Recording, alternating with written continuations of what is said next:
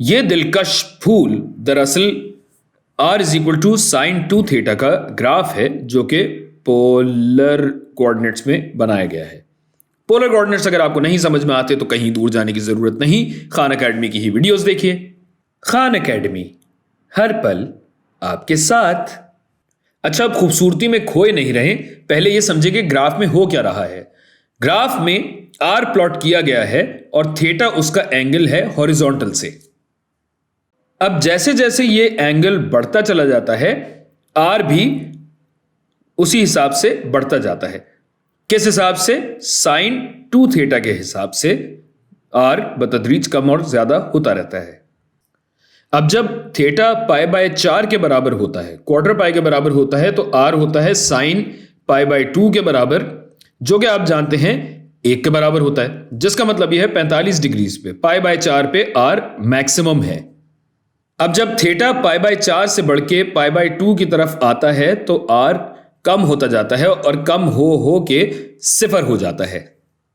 अब हम आर को कैलकुलस की नजर से देखेंगे, यानी आर में जो बदलाव आ रहा है वो किस रेट पे, किस हिसाब से आ रहा है। तो ये आर डैश हम निकालते हैं, साइन 2 थीटा का डेरिवेटिव 2 कॉस 2 थीटा।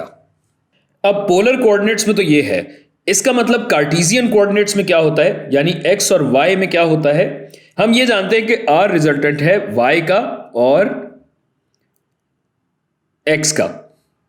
अब आप देख सकते हैं कि ये एक यानी राइट एंगल ट्राइंगल है, क्योंकि ये थीटा है तो ये 90 डिग्रीज है, जिसका मतलब ये है कि y बराबर है r साइन थीटा के, जबकि x बराबर है r कॉस थीटा के। तो ये आपका r है, और इसको अगर मैं मिटा के दूसरे रंग में लिखूं तो ये r डैश क्या था, 2 cos 2 थीटा। और अभी हमने देखा कि y क्या है, r cos नहीं साइन थीटा, यानी ये हो जाएगा साइन 2 थीटा साइन थीटा। और x भी इसी तरह r cos थीटा है, तो r बराबर है साइन 2 थीटा के, तो ये भी हो जाएगा साइन 2 थीटा cos थीटा। और अब मैं इसका डेरिवेटिव लेता हूं। डेरिवेटिव लेने के लिए मैं यहां देख सकता हूं कि मुझे प्रोडक्ट रूल लगाना होगा, तो ये बनेगा 2 cos 2 थीटा ज़रब साइन थीटा। और अगर आपको प्रोडक्ट रूल नहीं याद हो तो ये देखिए कि ये जो साइन 2 थीटा है ये हमारा u है, साइन थीटा v है। प्रोडक्ट रूल होता है u डैश v जमा v dash u। v dash u बनता है साइन 2 थीटा cos थीटा। इसी तरह अब हम आते हैं x डैश पे, तो x डैश बनता है वही प्रोडक्ट रूल के तहत 2 cos 2 थीटा ज़रब cos थीटा जमा साइन 2 थीटा साइन थीटा।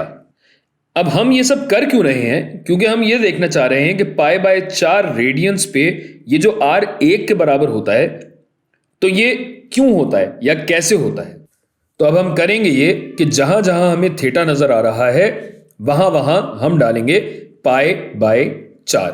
तो ये हटाया और एक्सक्यूज मी जगह दीजिए थोड़ी, यस यहाँ पे ये पाई बाय 4 और ये पाई बाय 4 ये हटाया, फिर उसके बाद फिर यहाँ पाई बाय 4 और ये भी पाई बाय 4, फिर ये 2 वहीं रहेगा पाई बाय 4, ये थीटा इसकी जगह आया पाई बाय 4 और फिर ये भी पाई बाय 4, इसको एक सेकंड ये पाई बाय 4 और इसको थोड़ा सा यहाँ करेंगे और फिर यहाँ लिखते हैं पाई बाय 4।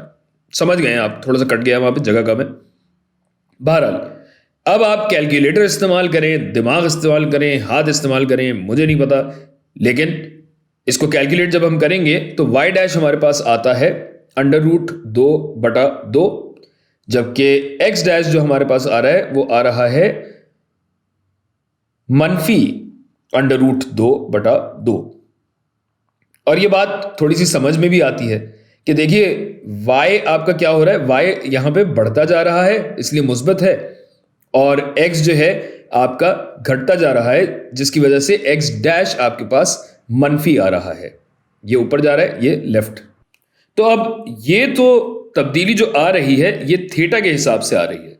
अब अगर हम dy बाई डी एक्स निकालें कि y में x के हिसाब से क्या तब्दीली आ रही है, तो क्या होगा भाई, dy बाई डी थीटा यानी y डैश बटा dx बाई डी थीटा यानी x डैश।